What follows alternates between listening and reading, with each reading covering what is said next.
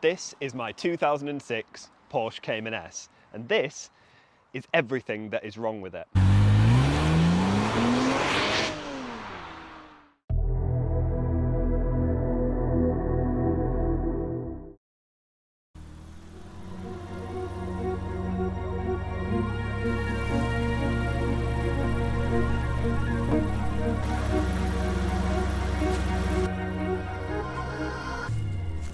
Hi and welcome back to Joe Talks Cars, and welcome back to my Porsche Cayman S. It's not without its faults, and I wanted to cover that in this video and walk you around the car and show you everything that is wrong with the car. Not necessarily broken, but things that need attention, things that I will be sorting out, and they're the reasons why you should hit that subscribe button now. If this is the sort of content you enjoy and you want to see more content on this car, then please consider hitting that subscribe button. Let's get this channel to 3,000 subscribers in the next month. That would be an amazing achievement, because coming up in the next few days marks my 2 years on YouTube, and it would make a massive difference to me if you haven't already hit that subscribe button. So like I said, not everything that I'm going to mention in this video is stuff that's necessarily broken or wrong with the car, but it's just some little details that I really do need to sort out. Things that bother me about the car. But also a bit later on, I will show you something that is currently actually wrong with the car, that is affecting the way it drives. But first of all, we'll have a walk round. I'll show you some of the things that I'm going to get sorted and some of the things that are winding me up about my car. As you can see, it's looking a lot cleaner than it has done in previous videos. And I have spent a little bit of time on it this week while I've been off work, getting it looking really nice. And I think you'll agree, it's not looking bad. But this is where the problem starts, when you start to come around the back of it. So regular viewers of this channel will remember I did a video on this where the car careered down the driveway and crashed through my fence. It resulted in quite a bit of damage. So it's not actually that noticeable, and some of the pictures I've put up, you'll be thinking there's nothing wrong with the car. But when you start to look a bit deeper, you start noticing, yeah, there's a bit of damage.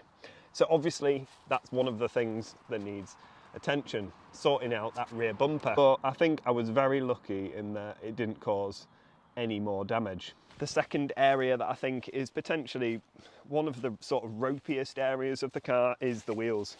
This is one of the better wheels, as you can see, but it's not without a little bit of bubbling on the inside of there. The badges need replacing. Again, there's more bubbling appearing, bits of sort of marks on it. And inside the barrels, that's not dirt, that's, I don't know, it's starting to corrode away. You can really see on the front, this is the sort of issue that I'm having, and I think this is just going to get worse and worse, and you can see they're sort of corroding around the inside. So these are something that needs a bit of attention. Yeah, there's more up there as well. As you can see, if you haven't already seen the video, there'll be a link in the top of the screen now to take you to that, but I had the Zunsport grills fitted them myself. Super simple to fit, and I think they look absolutely fantastic. Now this is something I am not sure if it's going to pick it up on camera, but anyone who has a Porsche knows that when you shut the bonnet, you press down on here to close it.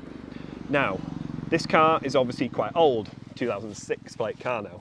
The bonnet must have been shut thousands of times, but you can just see a little ripple in the bonnet there.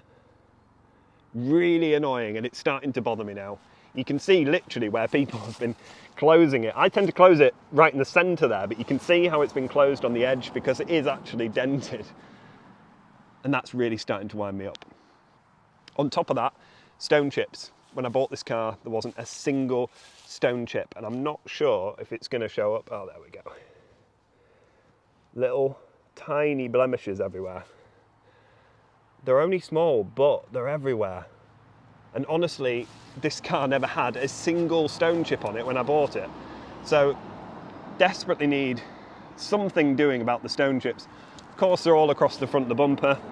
So I think when I do get the rear bumper sort of sprayed, I will get the front done as well. But apart from that on the exterior, that's more or less it. The rest of the problems or like issues that I have with the car are on the inside. So we'll hop on in and I'll talk to you about what's going on in the interior. So you're gonna have to excuse the dirt because I haven't really had time to clean the inside of the car. But there are just a couple of little bits inside here. So these have been like this for ages. So these buttons started to go sticky and horrible. And I looked online and people said, you know, soak them in a solution. I did, isopropanol, whatever you call it. They just pop off, they're easy. But I don't know what had happened, but it melted them.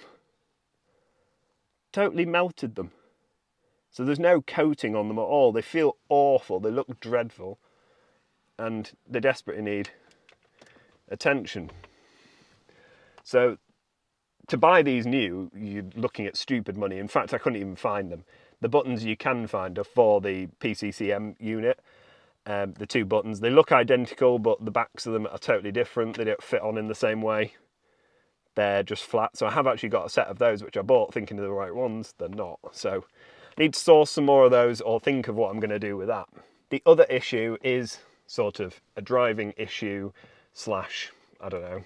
So this is a fault that has been going on a long time. It started around about 6 months after the rebuild. It came on very briefly, it then went away, and I haven't seen a peep of it since, until this winter. As soon as the temperature dropped, this issue came back. I did a YouTube video on this, which you can see if you check the description out. I'll put a link there, of when I discovered it, a bit more detail about it.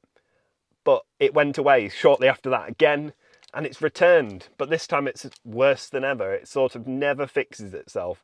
So it is something I need to get it into RPM specialist cars about, try and get to the bottom of it and try and find out what's going on, because it's just a mystery as to what's causing it, because the parts that people tell me to replace, I've replaced. So I'm now wondering what it is. So until I get it into there, we're not really going to get to the bottom of it, but I thought I would just show you what the car does when you turn it on. And yeah, let's have a look. So start. See, oh, washer fluid. I've never had a car that's actually displayed that. Oil level's fine. Oh, and would you believe it? The problem's gone away. So what happens is, obviously you've got your needle up here, that falls over to the left. It goes totally cold. In fact, look, we've still got the check engine light on. But what happens is this drops to cold. Even though the car is warm, or in the middle, it's fully up to temperature, it's fine. Drops over to cold, red light starts to flash, and the engine management light comes on. Then occasionally, if you've been driving it like half today, quite a bit, got it nice and warm, decent run, it centers itself. Now, it hasn't done that in a while, and I mean a long time. It hasn't done it in weeks. It's now centered itself, but the engine management light still remains. Obviously, there is a fault going on. What I want to do now is hit the road, take the car for a little drive, and maybe pick up some screen wash on the way, because it needs some. And crucially, talk about what you lot have been voting on, which is the modifications for this car. Which thing I'm going to fit first, and also when I'm going to fit in time to repair all of these issues. So let's jump on in and take her out for a drive.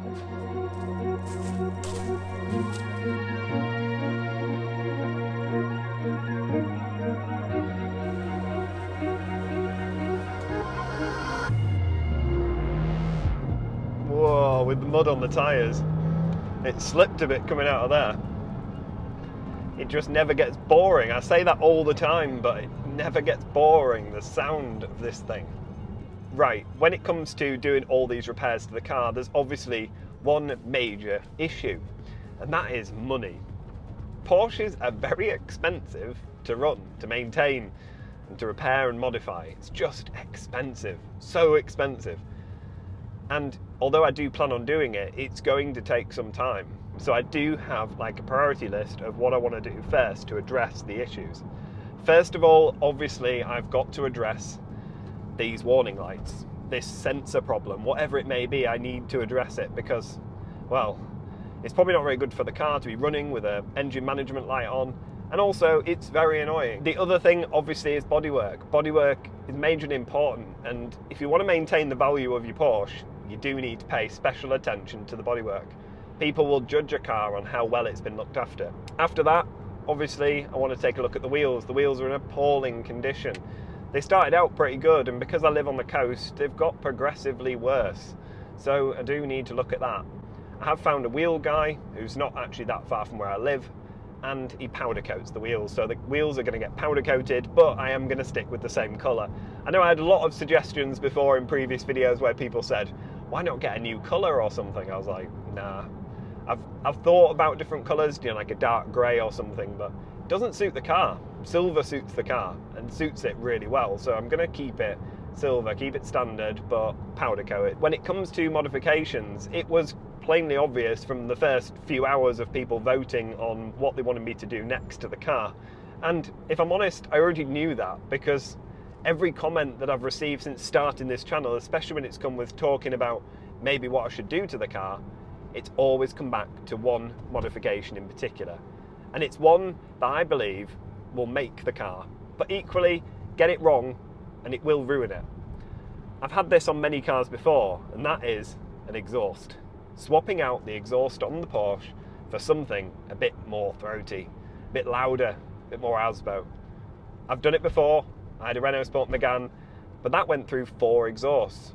I couldn't really find one I liked till the very last one, which was a fully custom made one with the biggest boxes you've ever seen in your life to keep it quiet. I am a fan of loud exhausts, but I like to be able to turn them off. So this is where I think a valved system would come in nicely. And a few of you have suggested Top Gear exhausts, they come with valves. So I think I have decided the first modification on the Porsche will be an exhaust. It's going to be this year, I just don't know when. Because first of all, I've got to get this problem sorted out and get those bumpers sorted. Because there's no good having a nice shiny new exhaust and scratched paintwork. So I'm going to have to get the paintwork, the sensor problem, and then we'll start looking at an exhaust. And that is super exciting.